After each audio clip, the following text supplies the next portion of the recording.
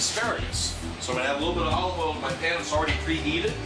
And you better remember, when you're using oil, when you're using things like this, just the less is more. Just always use enough to kind of cover the bottom of your pan. Okay? Because that's all you need. So, asparagus, one of the sexiest vegetables there are. You want to find the most tender part of the asparagus because down here, they're woody, they're fibrous. You don't really want to eat them. So the way you find out they're tender is pull a little bit of pressure, and where it breaks off, that's where you put the cut. So now, since I have all the rubber bands, like I mentioned earlier, since they're all held together, that's where I know to put my knife. Because voila, done.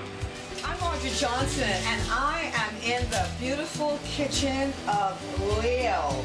Hi everybody, how are you doing today? And he is a fabulous cook. We had his food last night. This is his cooking again tonight. So what are we having tonight? We're doing a simple dish of a flank steak that I've marinated some lime juice, some salt, some pepper, some sugar.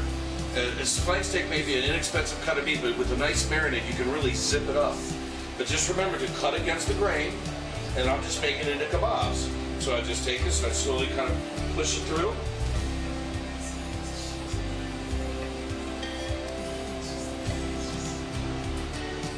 Got some that looks off this. Look at that, so nice. You grill it, maybe takes a couple of minutes, nice and thin, cut it against the grain and tenderizes it.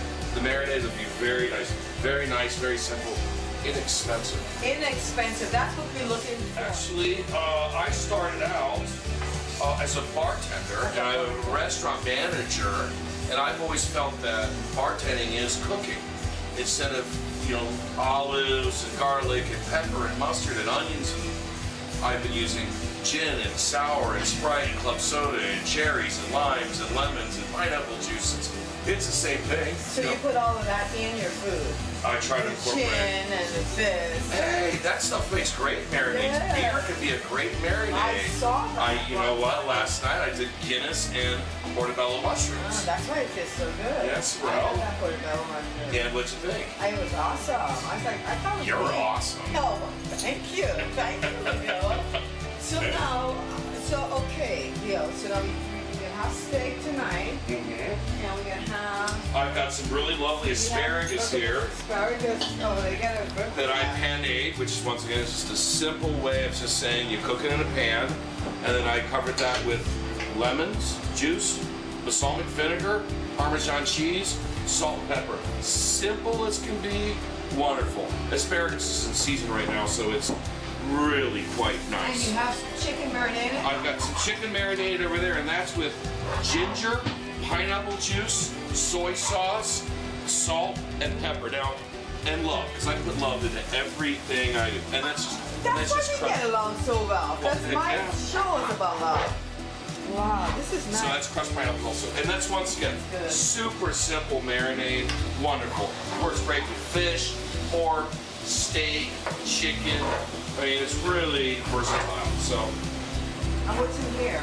That is a crab dip that I made, and that is a claw meat, and that's cream cheese, chopped onion, hot sauce. And I want that served cold. Really simple, very simple, wonderful, you know.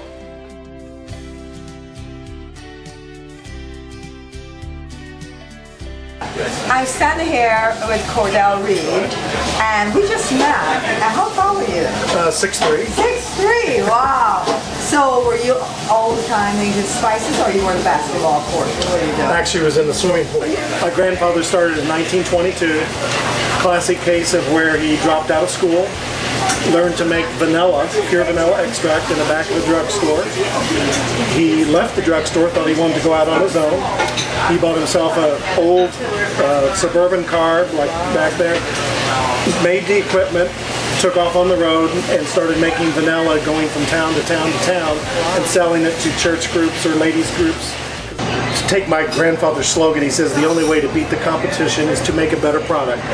We start with the very best spices known in the world to be indigenous, where the spices were indigenous to, very high quality, and we go through our importer in New York, and we still buy that same quality spice.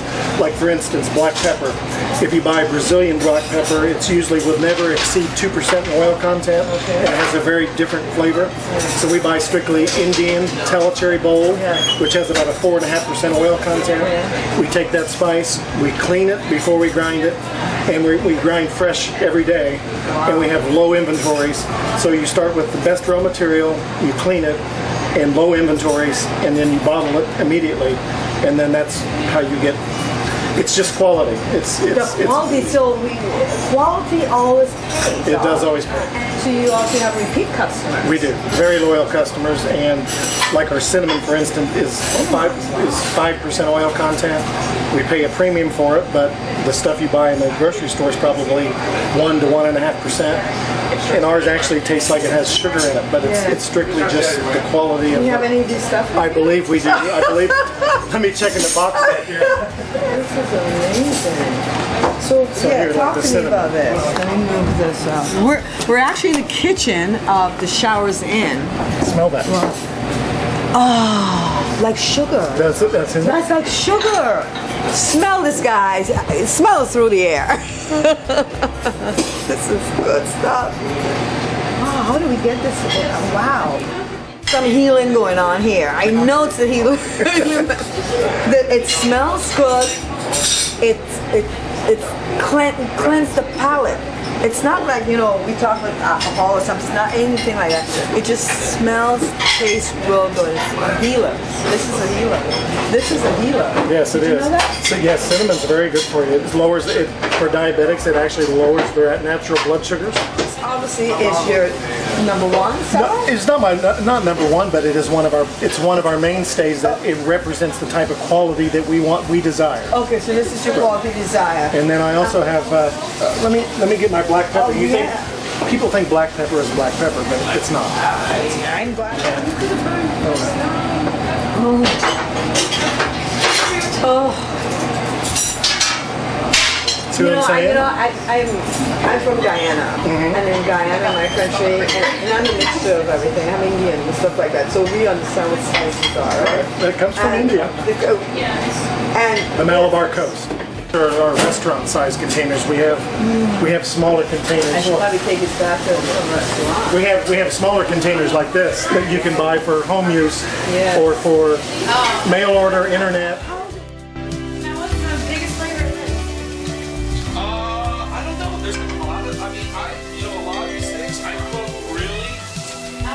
Simple.